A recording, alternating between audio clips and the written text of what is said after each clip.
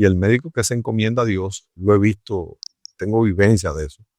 Oye, es un santo que al final le sale bien con los pacientes. O sea, a los pacientes les sale bien. Uno de los errores más grandes del médico, y eso va con el ego del médico, es para ir atrás del diagnóstico y no mejorar el paciente. En vez de decirle, mira, yo no sé lo que tú tienes, pero yo te voy a mejorar. Sí.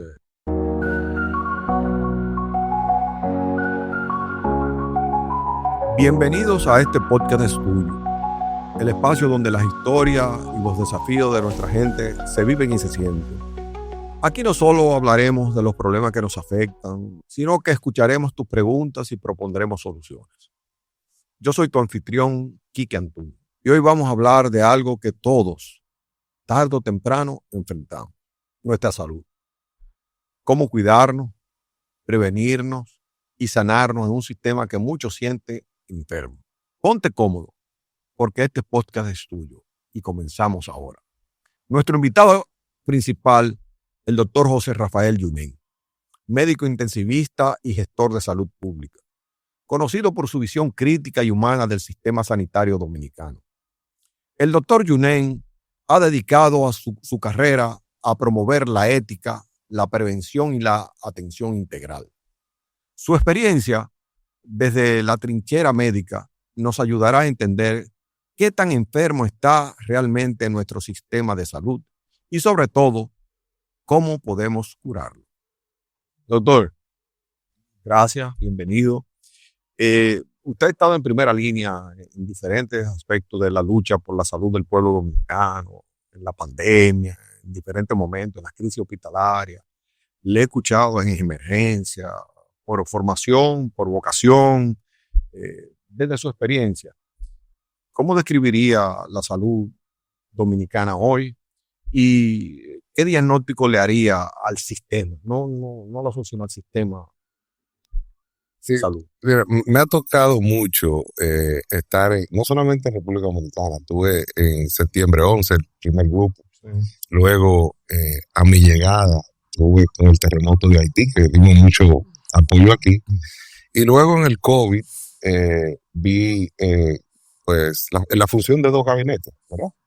Y traté de llevarme por mi experiencia en vez de la evidencia y menos del ego.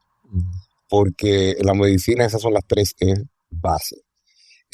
Creo que el sistema de salud, la República Dominicana viene en un desarrollo constante, en lo que es para mí construcción, inclusive turismo, hasta turismo médico, pero la salud todavía está un poco detrás de lo que nosotros quisiéramos tener. Y yo se lo achaco a que nos falta certificación, nos falta estandarización. Queremos tomar el atajo de la certificación y eso no se puede. ¿Qué significa la certificación?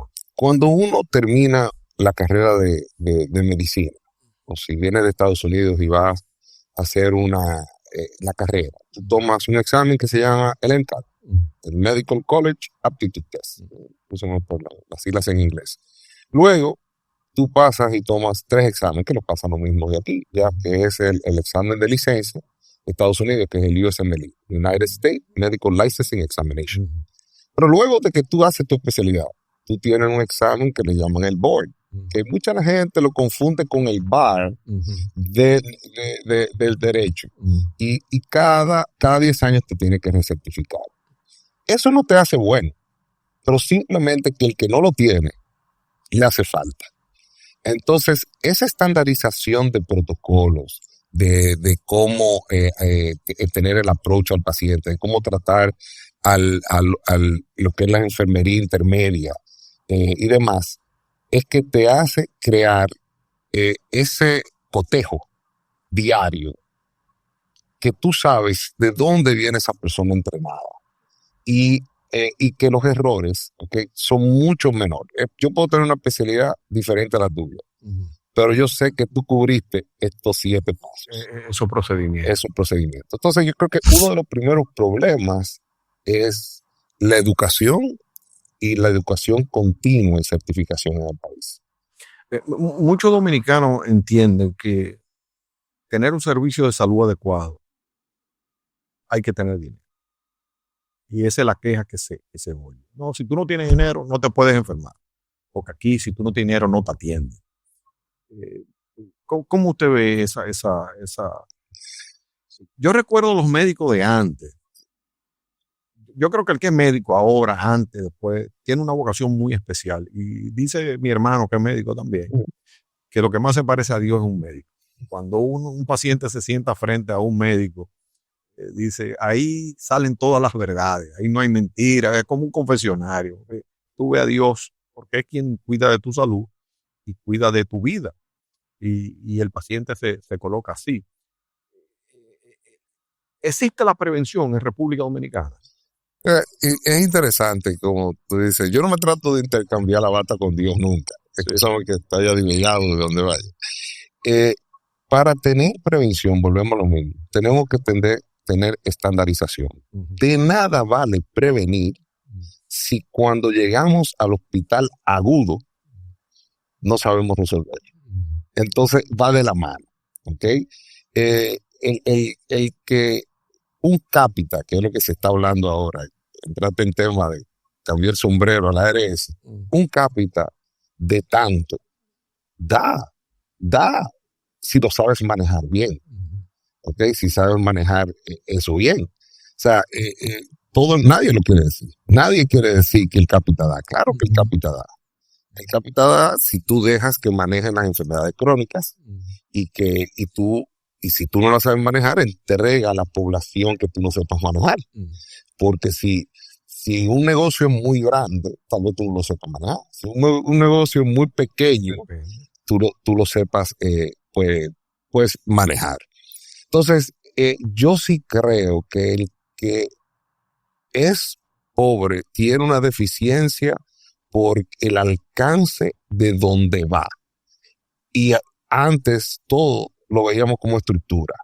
Lo que nosotros tenemos que arreglar es las residencias médicas del país, para que cuando esto llegue, tener un observatorio nacional, es mi opinión, que tú tengas, si ahora con la virtualidad tú puedes hacer cualquier pregunta, y ahora ese es uno de los problemas. El otro es el acceso a los insumos.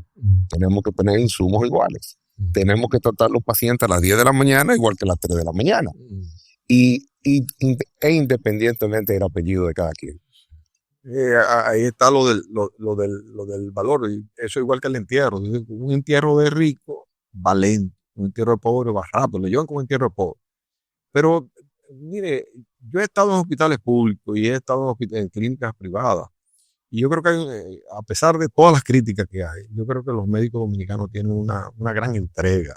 Deberían ser tratados de otra manera. Y deberían, aunque ha cambiado mucho la situación. Antes había más vocación que interés. Quizá hoy día hay más interés por la situación que se ha desarrollado. Pero, ¿usted cree que es un problema? El sistema de salud tiene un problema de educación entre los médicos.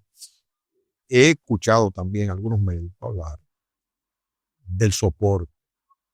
El soporte, llamemos el equipo que soporta el médico, llamemos enfermería, camilleros, técnicos, lo que maneja la tecnología.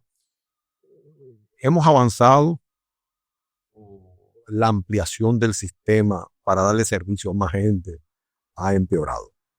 Yo creo que no hace falta valor en dinero, valor en todos los sentidos, valor de vocación, valor del ticket del paciente. Hay dos tickets en el paciente, el ticket gris y el ticket blanco. ¿Cómo es eso? El ticket gris es lo que te cuesta un paciente. Si tú llegas a mi consulta, yo te mando varios estudios, tú terminas haciendo también una imagen, un laboratorio, y hay poca observación de cómo tú lo haces. Y si estás estandarizado en hacer eso, o estás gastándole más al sistema en ese sentido.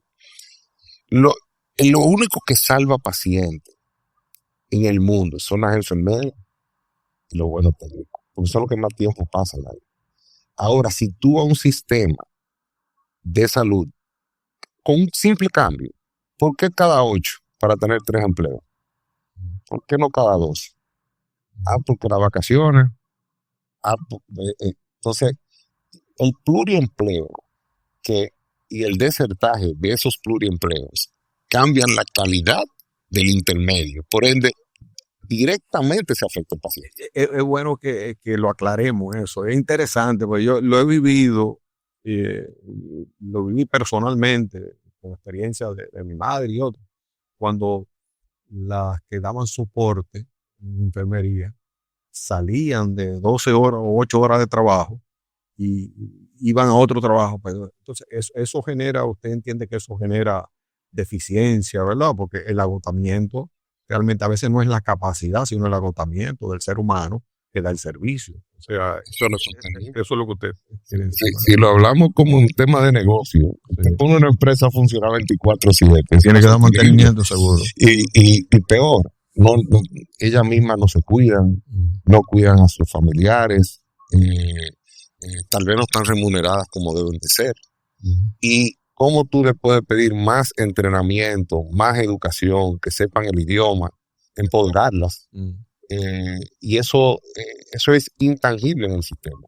Aquí lo tangible es lo transaccional. Sí. Tú me pusiste un catéter, vale tanto, ¿no? Sí. Pero el no poner el catéter y saber cuándo no usarlo te reduce infecciones y te reduce costo. Te reduce costo. Y manejas el paciente más rápido fuera de esa unidad. Y eso no pudiera ser parte del deseo de negocio de la empresa, llámese hospital, clínica. No puede ser parte del negocio de la medicina. Debe ser de los indicadores, de los KPI famosos, debe de ser.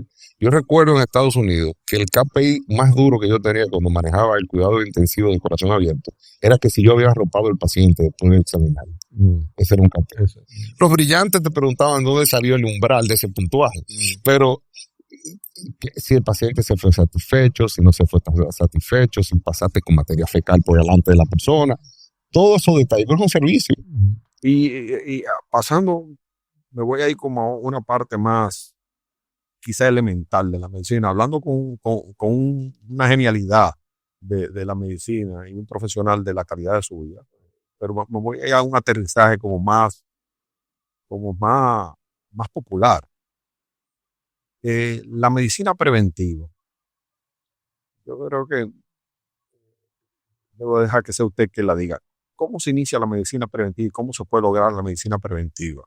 Pero le voy a dar yo una opinión que debería ser la suya, porque no estoy aquí para yo opinar. ¿Servirán los medios de comunicación para orientar a la población en la medicina preventiva? Porque aquí se gasta mucho dinero en publicidad, pero se hace en publicidad para levantar el ego de mucha gente, no para orientar a la población de cómo vivir, cómo comer, cómo cuidarse. Eso no lo he visto. La preventiva, ¿por dónde va?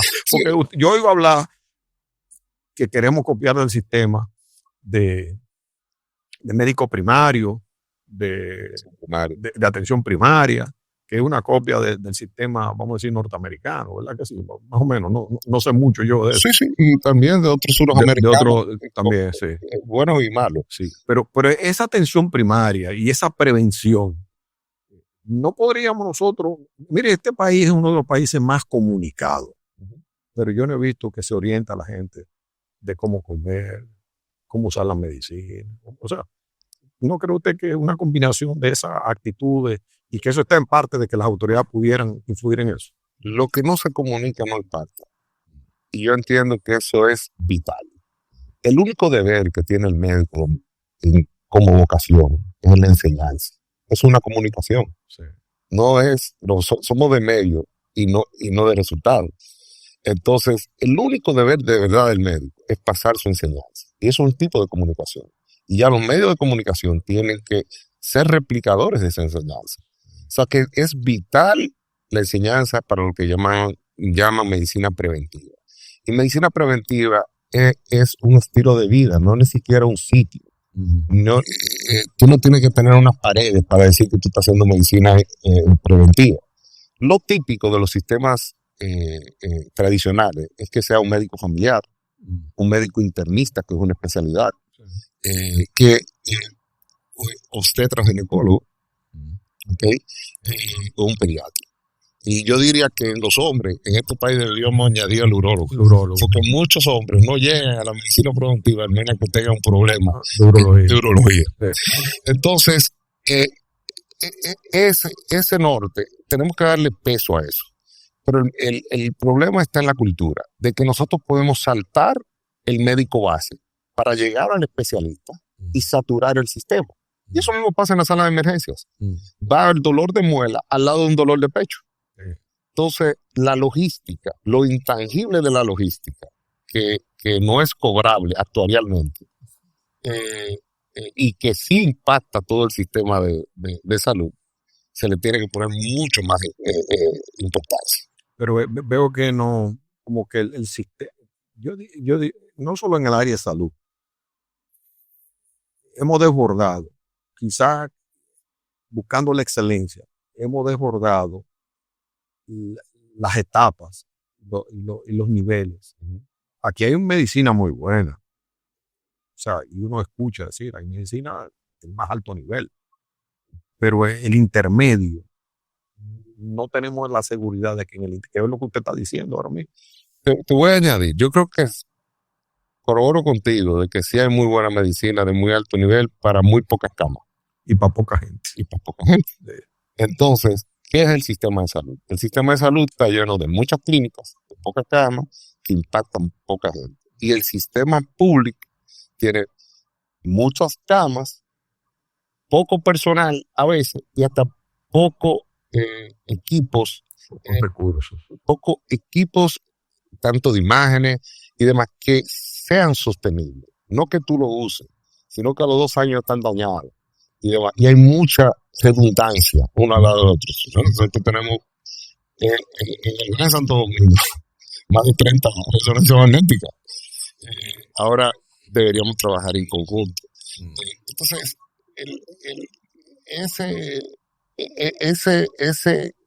todo eso unísono, en conjunto, tiene que tener un observatorio nacional donde diga, ok, aquí hay 20 cateterismos, pero se usa tantas horas al día. ¿Por qué la gente se opera durante el día? Y la sala de cirugía está encerrada de noche. Entonces, vamos a hay programación. Hay programación. Tal vez tú no... ¿Cómo tú me dices con un sistema, y vamos a hablar de negocio ahora, tú me cierras una sala de cirugía a las 4 de la tarde, ¿okay? Y la abres a las 5 de la mañana, cuando tú puedes regalar la sala de cirugía y poder operar a esos que tienen otro tipo de seguro, de ARS o de cobertura, o inclusive misiones, y dejar eso corriendo. Y eso te baja costos y te permite darle servicio al que no tiene. Claro, al mismo estándar del que tiene. Eso son de las cosas que a veces no solamente es tener recursos. Usted habla a veces en ocasiones, que lo he escuchado en sus intervenciones, del valor de la empatía médica. ¿Qué tan importante es recuperar la humanidad en el ejercicio de la profesión? Porque yo recuerdo antes, cuando yo era muchacho, el médico que yo recuerdo era un médico con un maletincito, que andaba con estetoscopio. Y usted veía que cobraba y no cobraba. Yo sé que la vida de hoy es diferente, pero he visto muchos médicos que tienen empatía. Pero he visto muchos otros que quizás la situación personal, familiar, la situación económica, la presión de la sociedad, la rapidez con que van las cosas. Yo veo que a veces es como un trabajo de usted resolver cualquier cosa, que la resuelve cualquier profesional. No es empatía que existía en el médico, y existen muchos todavía, pero existía en el médico, en todos los médicos antes, existía la empatía que veía un paciente con un problema. Hoy día he visto en situaciones, inclusive aquí en el país, que ha caído una persona y hay médico ahí, ese médico no se atreve ahí a ponerle la mano al que se cayó. Usted que habla de la empatía, ¿cómo podemos recuperar que nuestros médicos vuelvan a esa actitud humanista? Mira, ese método transaccional que tal vez la parte legal le brindó al mundo, de que si tú tienes un dolor de cabeza, no hiciste una tomografía, entonces puedes tener una malpraxis, una mala práctica, causa que los médicos sean un poco más apáticos, diría, de mi propia clase. Pero yo creo que la empatía nace en la casa de cada quien. O sea, de cómo a ti te trataron, cómo tú lo trataste. Yo vengo de generaciones de médicos, pues yo vi eso, y yo escuché mucho a mi padre decir, no sé, un diagnóstico. Uno de los errores más grandes del médico, y eso va con el ego del médico, es caerle atrás al diagnóstico y no mejorar al paciente. En vez de decirle, mira, yo no sé lo que tú tienes, pero yo te voy a mejorar. Sí.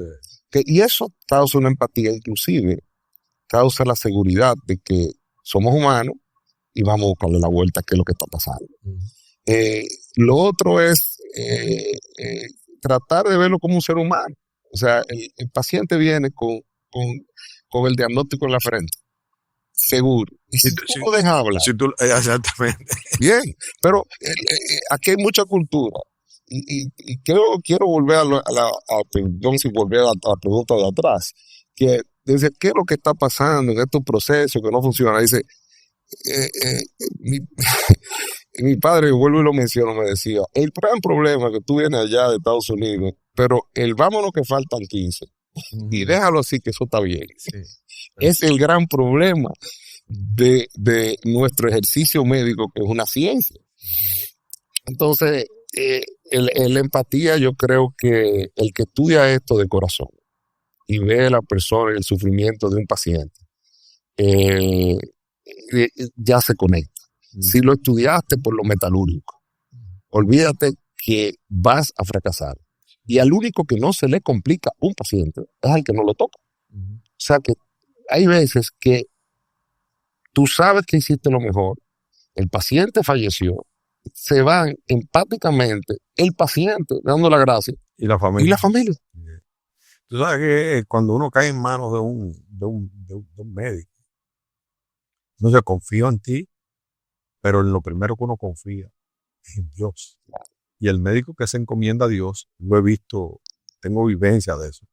Oye, es un santo que al final le sale bien con los pacientes. O sea, a los pacientes les sale bien. A veces uno tiene, lo digo por experiencia propia, así hablando, como usted habla de su padre. Mi hermano, Rafa, tenía compañeros que él me decía, oye, este tipo es mejor que yo 100 veces. Este tipo sabe, es un fenómeno. Pero cada vez que le ponen la mano al paciente se le complica. Yo no sé qué existe, no tiene fe en Dios, pero tengo yo que venir y cuando yo le pongo la mano, Dios me ayuda a mí, porque a veces aquí tengo pacientes que yo no sé ni qué hacer. Cuando le pongo la mano, Dios me ayuda, es Dios, no soy yo, no soy yo.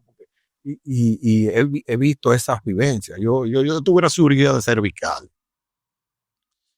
Y el que me operó a mí fue un amigo de mi hermano en Chicago. Y yo cuando vi a ese señor, que hablé por primera vez con él, yo estaba viendo un santo, un ángel, con una vocación y una entrega. Entonces uno se entrega, y ahí yo cuando me entregué, que dije que me iba a hacer la cirugía, que eran 5 horas, yo le dije, bueno, Dios mío, estoy en tus manos, y de este ángel que tú me mandaste, oye, todo me salió de maravilla, porque yo creo mucho en que la energía del Dios en que creemos influye mucho cuando un médico actúa con vocación de servicio, no solamente con la vocación, o sea, metalúrgica. Sí, claro, por eso te dije que yo nunca trato de intercambiarme la bata con Dios. Sí. A ver, nosotros somos una herramienta, un instrumento de Él. Sí. Y es increíble cuando tú no tienes que sabértelo todo. Inclusive, yo en un foro reciente le dije, en el mundo de la inteligencia artificial y en el país donde lo salva, si lo salva Dios, y si lo mata el médico. Dime qué rol tiene la inteligencia artificial. Así. Entonces, tú sabes que esa era una pregunta que yo le iba a hacer ahora. Porque yo, o sea, hago el ejercicio de intentar conectarme con los jóvenes y conocer un poco de la inteligencia artificial. Estamos todos en eso. Y realmente eso es sorprendente. O sea, tú agarras un o sea, un examen de laboratorio, una tomografía. Sí, lo que nosotros estamos haciendo. Eso es no. lo que nosotros estamos creando gemelos digitales. Yo puedo crear otro tipo, que el mundo entero. Eso es increíble. ¿Y qué va a pasar en 5 años? No sé lo que va a pasar en 5 años. Lo que tú tienes que saber que si tú no te No te montaste pones, ahí, no te quedas atrás. quedaste Te quedas atrás. y ahora mismo, y lo que eso va a enriquecer, porque es una forma de educación. Sí, seguro. Porque el gran problema es si pasa algo, ¿quién es el responsable? El que le habló a la inteligencia artificial, la máquina, el producto o qué. Sí. Entonces, es como todas las informaciones, que toda tu época, toda tu vida, Sí, toda tu carrera, tú has tenido muchísimas informaciones y no es lo que tú leas, es que tú vas a hacer cuando lo leas. ¿Cómo lo procesas? ¿Cómo lo procesas? ¿Qué vas a hacer debido a esa información? Debido a eso. Sí. ¿Sabes que vuelvo al tema, porque es una inquietud que no solamente lo tengo en el tema de la educación? Yo creo que el instrumento mediático, llámese radio, televisión, redes ahora, si lo enfocáramos para orientar a la población, para el buen vivir, y no en la ruta que parece ser que estamos tomando, yo creo que la sociedad fuera una mejor sociedad. En el área de la salud, que es lo que estamos tratando, ya te hice la pregunta hace un momentito, o sea, de si los medios pudieran servir para educar a la gente. Los dominicanos tenemos una serie de enfermedades, diabetes, cardiovascular y de otra naturaleza, que solamente con un cambio, usted me lo dijo ahorita, un cambio en tu estilo de vida, pudiera mejorar mucho y hasta evitar el desarrollo de muchas de esas enfermedades que causan deterioro en la economía de la gente. ¿Usted cree que la comunicación pudiera reorientarse? Porque, vuelvo a repetir, en ánimo crítico lo hago. Se gasta un dineral en publicidad. Pero yo me pregunto, ¿y qué enseña la publicidad que estamos utilizando desde el gobierno y desde las empresas? No podría, o sea, y perdone que le diga así, genios como usted y otros de otras áreas, hacer un aporte, decir, bueno, pero señores, vamos a hacer una publicidad, digan todo lo que ustedes están haciendo, cáiganle bien a la gente, pero denle algo que aprendan ellos para mejorar la vida. Yo recuerdo en una época una publicidad que había que decía, el agua es vida, no la desperdicie. Oye, y la guerra del mundo en los próximos años va a ser por agua más que por petróleo. Y aquí yo paso por Cristo Rey, que hicieron un parque preciosísimo. El ayuntamiento mejoró ese parque de Cristo Rey. Y el derroche de agua. Y yo sé que a esa gente no le llega agua a su casa. Y el derroche de agua que hay ahí en esa cañada es increíble. Entonces, así mismo, pero yo en el área de medicina, pudiéramos lograr en un mediano y largo plazo que la gente mejore su salud a través de la información. Debería ser una obligación. ¿Verdad que sí? Esa es mi opinión. Sí. Debería ser una obligación. Y lo que hay que entender, cómo comunicarlo. El dominicano le encanta el humor. Sí. Yo recuerdo, fui a dar una charla en México una vez y tenían al chavo dando esa clase. Entonces, pero ¿cómo que el chavo dando la clase de hipertensión? Mira, es interesantísimo, te lo voy a decir, porque en uno de los podcasts de este podcast tuyo, precisamente hablé con yo no le dije, no, tú no eres un comediante. Me dice, ¿cómo que yo no soy comediante? No, tú eres un talento dominicano. Sí. Entonces, hablamos de eso mismo que tú me estás diciendo. O sea, que a través de la comedia y del chiste, pero el chiste bien hecho, no por donde vamos, con la palabra y las cosas. Pero continúa que te interrumpí. No, con respeto a tu carácter. Sí. Es un chiste. ¿Sabes lo que pasa? Que cuando tú vas al médico, tú tienes una barrera. La bata blanca es una barrera. Y va a el estetoscopio va azotado. Y entonces tú te sientas en la oficina y vienes con tu pareja y la pareja habla y el paciente callado. Sí. El único sitio en el mundo que tiene 3 asientos y el que no habla es el paciente es aquí. Entonces tú tienes que entender la idiosincrasia. Entonces hay cosas que quiere él o ella hablar que no lo quiere hablar frente a eso. Sí. Entonces hay que romper el hielo con un chiste, con esto. Hace rato tú entras por mi oficina, en mi área, y eso que tú tienes, Sí, hasta por olfato. sí, sí. Y hay muchos mejores que yo en esto. Pero entonces, usemos el humor como la parte psicológica de la aceptación de la educación que yo te estoy dejando. Y la repetición. La repetición. Y recuerdo que con Freddy dijo, Sí. presenté un texto y le dije, ¿cómo tú llegaste a que las enfermeras aquí hicieran las 7 cosas de intensivo? Aquí cuando la primera vez que entró en un intensivo le pusieron oxígeno a la nariz a un paciente intubado. Y esto, o sea, ya usted sabe. Y yo, mira, aprendiéndome el nombre, sabiendo de eso, saludándola a diario. Pero lo más interesante fue cuando yo le enseñé un poco de inglés, le dije fast hug, ¿qué es eso? Feeding, que comida, analgesia, estrés profilaxis, thromboembolic prophylaxis, hug de abrazo, head of elevation, urine control, glycemic, y ella me decían un fast hug, un abrazo rápido, todo lo digo abrazo. Increíble, en un estudio llamado CERTAN con Mayo Clinic, pasamos el país 133 al número 1 en cumplir eso. Y esas son las mucho poco hace mucho. Eso de lo mucho poco hace mucho Yo que creo, cambió mira, el estamos hablando de salud, pero yo pienso que es un problema de cultura que pudiera ser excelente y pudiera ser una gran sugerencia. Supongamos que usted asumiera, usted ha tenido roles que el país tiene que agradecérselo infinitamente y sé de su vocación humanista. Pero supongamos que usted lo designaran ministro de salud. ¿Cuál sería la primera medida que usted tomaría? No es una sola, yo sé que eso todo implicaría un programa y ustedes los médicos sueñan con tener un sistema más, pero ¿cuál sería la primera medida que usted tomaría? El Ministerio de Salud hoy día ya no es lo mismo que era antes, que regulaba todo, lo sabemos, ya está fraccionado. Pero como quiera que sea, es el rector, tengo entendido.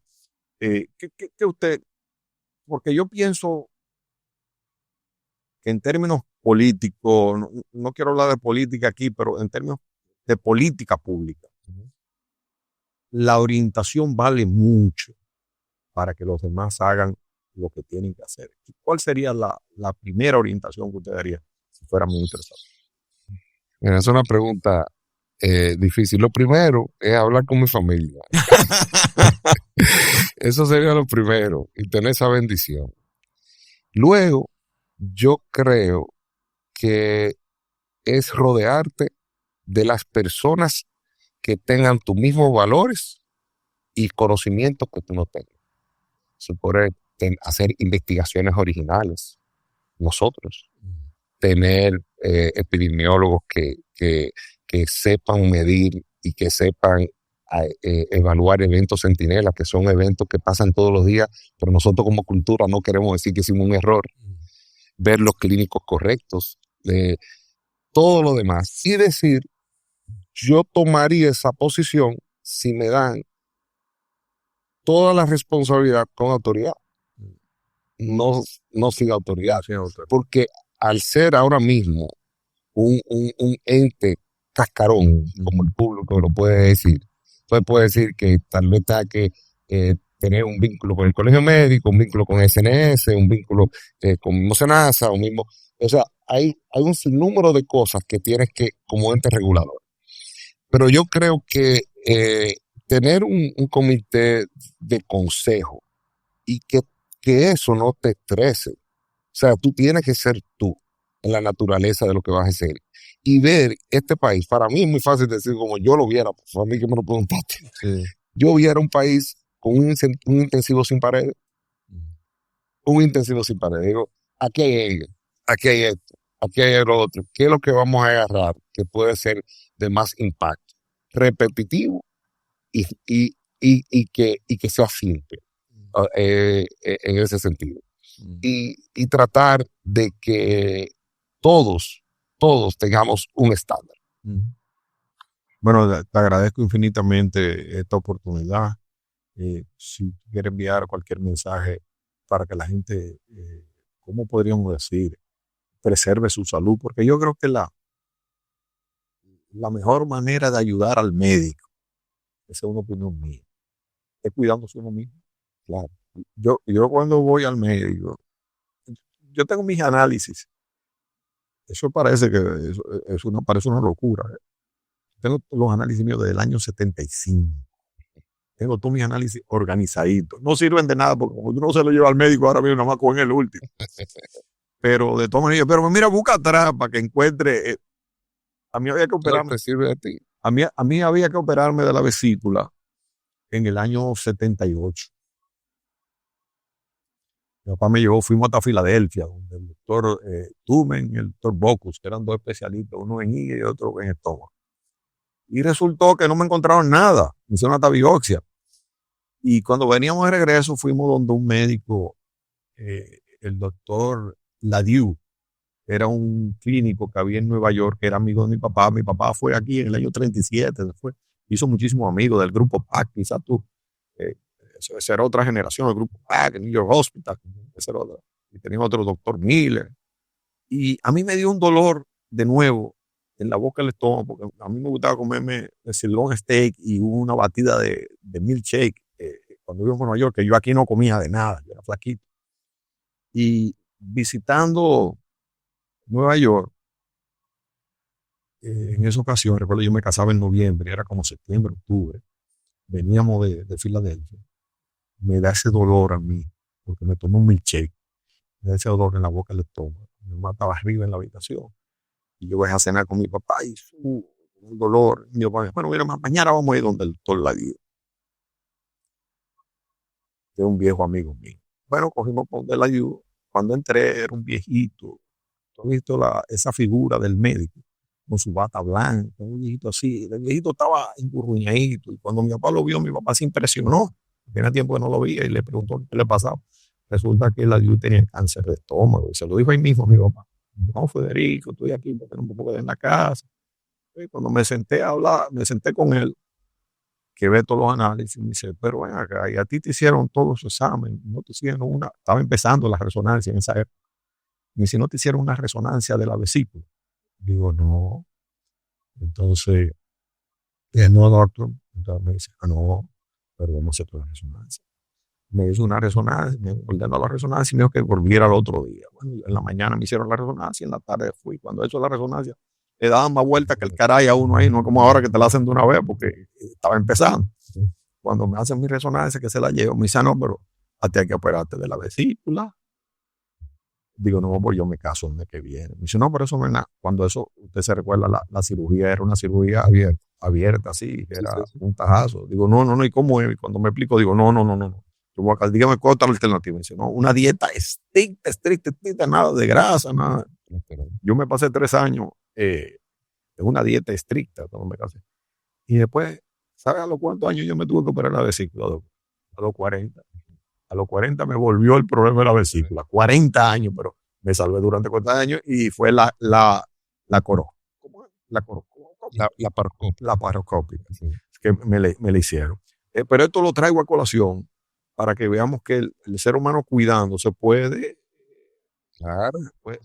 durar un tiempecito más porque hay enfermedades que... Tal vez fue esa resonancia junto al número de laboratorio que tú tenías que te hizo cuidarte más a ti. Sí, definitivamente. Porque aquí que yo he visto más gente embromarse con números normales que anormales. Esa es una realidad, y a veces el descuido de uno mismo, tú sabes, pero... La aceptación, porque hay algo que tú tienes que hacer en este sentido. La palabra es paciente, no cliente, por algo. Por algo la palabra paciente, sí. ¿Qué está pasando? Sí. Y si tú sabes que tú no te estás sintiendo bien, ¿a quién tú te engañas? Seguro que Chequéate. Sí. Y yo lo que hago es porque, ¿sabes que yo decía, uno se impresiona cuando va al médico, como tú decías ahorita mismo. Yo decía, bueno, el que menos habla es el paciente. Sí. Bueno, yo cuando voy donde el médico, yo llevo mis cosas por escrito. Y empiezo a decir, no, mira esto. Entonces después lo dejo que él haga su análisis, pero voy a decirle todo lo que entiendo que tengo. Me pasa tú lo estás diciendo, me pasa con mi mujer. Cuando mi mujer va al médico, ella no se recuerda de nada. Y es una sugestión que tiene a veces. A veces tú tienes un dolor ¿qué te puedo decir? En la espalda. Cuando llega el médico se te quita el dolor. Un síndrome de bata blanca por eso. Se me quitó el dolor, Sí. doctor, pero yo acá yo tenía un dolor ahí, pero se me quitó de que llegué aquí. Entonces, bueno, entonces te agradezco infinitamente esta comparecencia. Espero que en otra ocasión podamos hablarle a la población, muy satisfecho de que jóvenes, y te digo jóvenes aunque tú tengas mediana edad, pero yo tengo la tercera, como tú estén dedicados a servirle a este país, que haya vuelto, que esté trabajando para la nación, que tenga la vocación de ayudar y de contribuir a que logremos cambiar una sociedad para que nuestros hijos y nietos puedan vivir en una sociedad mucho mejor que la que estamos viviendo en este momento. Muchísimas gracias y mucha bendición. Amén, Quique. Esto ha sido de verdad que un tiempo, creo que no quedó corto para seguir hablando. Sí, por eso en otra oportunidad podemos volver a retomar el tema. Sí, y creo que como tú dices, el ser humano tiene el doble capacidad de la que cree. Sí. Si le corta Google, aprende a volar. O volar con, sí. Si le cortan las dos, camina, y si no puede caminar hacia rato, Así es es. una nueva forma de volar con esperanza. Eso es lo único que yo te puedo dejar dicho. Así es, pues muchísimas gracias. Y vuelvo y quiero concluir con el tema de que ojalá lo que gastamos en comunicación, que debería gastarse en salud, se gaste en orientación a la población, no solo para cuidar la salud, sino para el comportamiento. Porque hay temas, el tema que más preocupa al dominicano hoy día es la delincuencia y la violencia. Un 36% del dominicano está preocupado por la violencia y por la delincuencia. Pero eso es un problema de educación y de orientación. Y mientras por la radio y la televisión estemos promoviendo antivalores, definitivamente la gente no se va a comportar correcto.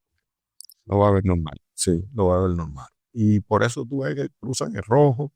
Yo le digo al chofer mío que anda, oye, cuando esté en verde el semáforo, piensa que está en rojo, porque ahí mismito vienen a cruzarse y así mismito, gracias a Dios, hemos evitado chocar, porque la gente ha tenido una actitud, no sé qué desesperación que tiene la gente, de violar la ley. Ojalá cojamos el rumbo de reorientar la salud de la población y la actitud de la gente en la calle. Muchísimas gracias, José Rafael, y muchas bendiciones para ti y para todos. Amén, amén. Okay. Así sea, que sea el respeto al prójimo. Ok, amén. Doctor, muchísimas gracias por compartir con nosotros una manera de nosotros mantenernos humildes estando al lado de un profesional de su estatura. Hablábamos fuera del aire que, por ejemplo, dentro de sus principales aportes a la, no creo que de los principales, pero usted comentaba que, por ejemplo, usted escribió el libro de cuidados intensivos en los Estados Unidos. Que para nosotros es un orgullo que usted, que habiendo logrado ese tipo de reconocimiento, sea dominicano y esté con nosotros. No, gracias. O sea, yo te quiero hacer un cuento, te iba a parar a romper el hielo un poquito y te iba a decir que el único yo escribí uno de los textos, okay. no todos los textos, he escribido, pero he escrito algunos de los capítulos en otros textos, pero un texto completo que se llama Los 5 minutos de cuidados intensivos. The 5 Minute ICU en inglés, que fue después traducido por Distribuna, una editora colombiana. Sí. No tengo nada que ver con ellos, pero no saben que yo era, con el UNED, no saben que yo era latino. Okay. Y lo tradujeron. Hubiera sido quizás más fácil la traducción con usted. Claro que lo hice. Y lo que yo hice fue organizar todo el mundo. Decía, nosotros no tenemos protocolo, claro, no sabemos cómo hacerlo actuarial. Y si tú no tienes 5 minutos para leerte cada diagnóstico, con nosotros que andamos tan rápido, pues entonces, de verdad tú no vas a querer volver. Ahí no había, ni había ChatGPT, ni había... No había que preguntar. No había que preguntar. Entonces era un libro de mano. Y te digo jocoso, lo que te quería contar era que todos los países lo lanzaron, porque era de Wolters Kluwer, Williams & Wilkins, una de las editoras, o la editora tal vez más importante de salud, menos este país. Este país yo tuve que lanzarlo yo en la entonces nueva biblioteca Pedro Ricurey. Para que usted vea. Pero luego se volvió profeta en su tierra, como siempre lo ha sido. Porque por suerte, para nosotros los dominicanos, su familia ha estado ligada a la salud por mucho tiempo y con una marca establecida totalmente en el top of mind del dominicano, como Junen. Esta es una sección de preguntas que tomamos de las redes sociales, de una audiencia un poco más joven, tratando de contrastar y hacer un poquito de equilibrio aquí. Y quería empezar preguntándole, ¿por qué los jóvenes no se sienten ser tratados con respeto en los hospitales?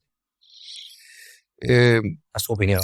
Así, creo que el joven tiene mucho más información. No viene de la cultura de la sala de espera. Está en Instagram todo el tiempo. La inmediatez que le da la tecnología. La tecnología. No tienen la experiencia y el arte de saber esperar. ¿Okay? Entienden que en la falta de contacto o experiencia inmediata es una falta de respeto. Sí. Entonces, vuelvo y te digo, como le dije aquí, es por algo que se llama paciente. Sí, es por algo. Que quizás eso es lo que cuando uno le toca ir al médico menos tiene. Uno quiere curarse rápido y eso genera una ansiedad, el no tener un diagnóstico inmediato.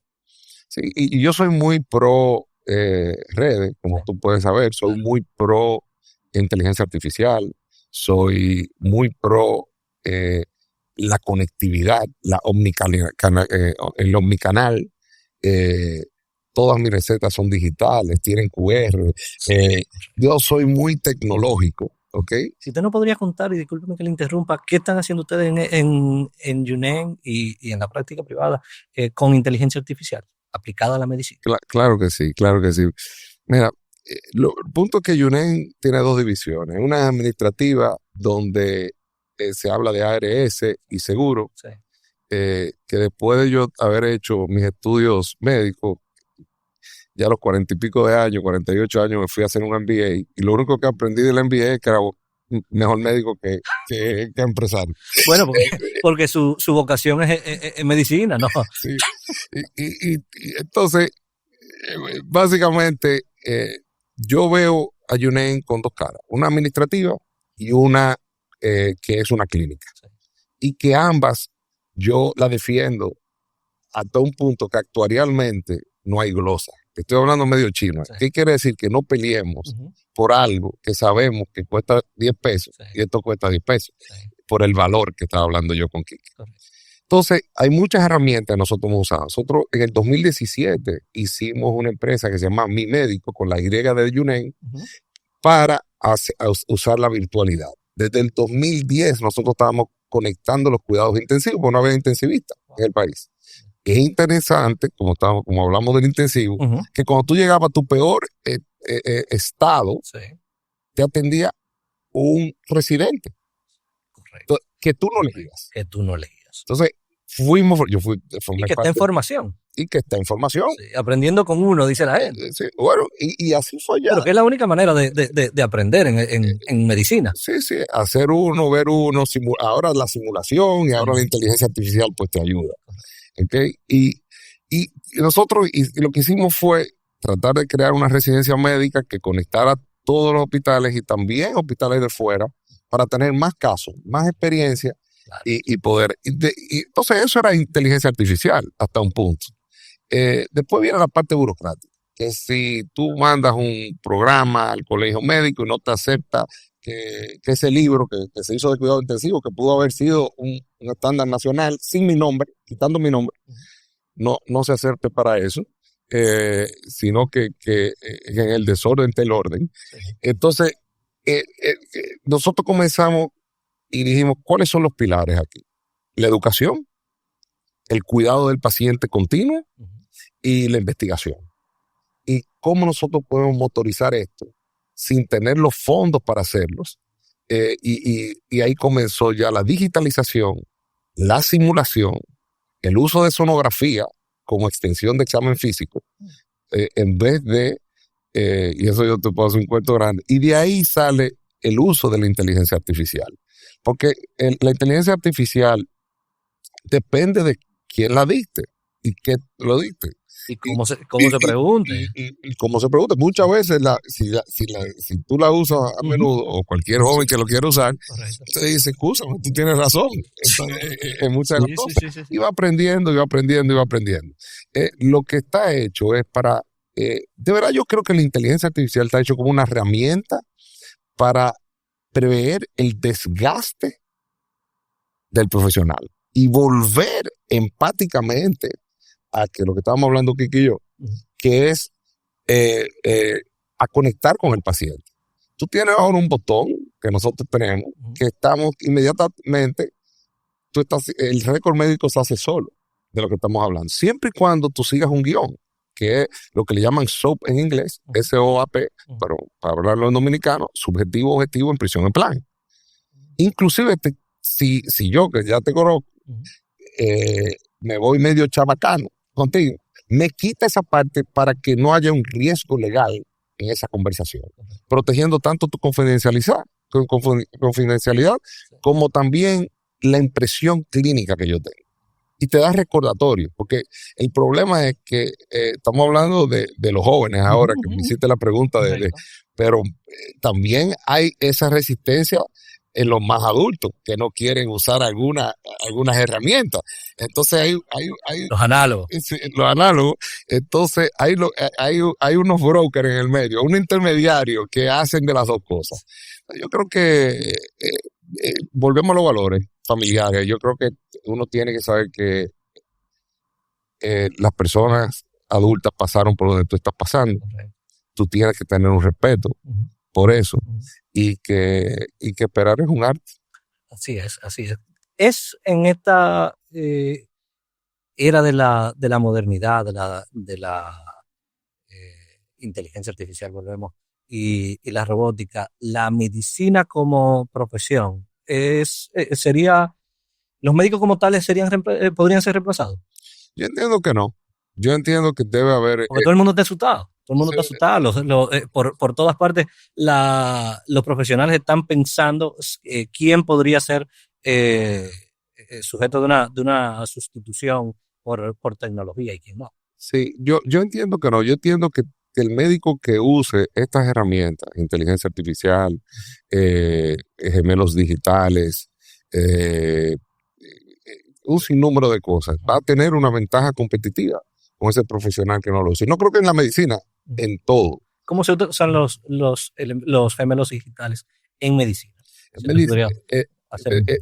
medicina es interesantísimo. Si tú llegas a la consulta y yo hago un examen físico y hago estudios ancilares tuyos, pues yo tengo un distinguido digital y tú como amigo de persona. Yo confidencialmente no puedo compartir tus récords. Sí. Entonces tú manejas tus récords. Que inmediatamente la propiedad, el récord sea tuyo, que es otro tema más largo. Sí.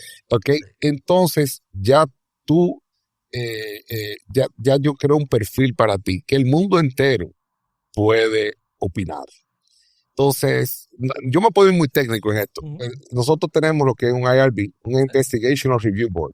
¿Qué significa eso? Nosotros tenemos un equipo de investigadores que tienen PhD, que están con NIH, que toman el 20% de esa muestra digital que están tirando y ven qué es basura y qué no es basura.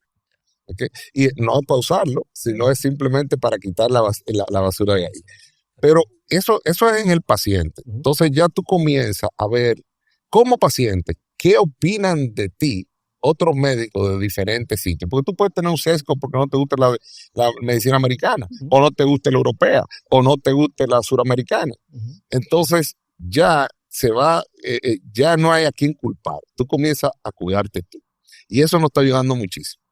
Lo otro que te quería contar es de los gemelos digitales es el proveedor. No solamente nosotros estamos midiendo al paciente, sino a ese proveedor. Ven acá, ¿y por qué este hace tanta prueba de esfuerzo? ¿Y cómo hace él comparado con el que está al de al lado? ¿Qué, qué, qué, qué, ¿Qué ve él en qué- uno qué- qué- que no se nos o hay que corregirlo? lo Entonces, amerita, lo amerita el paciente, sí o no? exacto, Tiene la clínica ve, porque según entiendo, las imágenes y los estudios son para sustentar la clínica. correcto. Tú lo has dicho perfecto. Ojalá todos los jóvenes, te puedo decir jóvenes ahora, Sí. todos los jóvenes pensaran así. Está hecho para apoyar tu diagnóstico y no para hacerlo. Correcto. No, pero si estamos en un sistema que el ticket se abre con tú llamar a una farmacia Sí. y no hay control, o tú ya llamar a un laboratorio y hacerte el laboratorio que tú quieres, irte a reembolsar, Sí, seguro.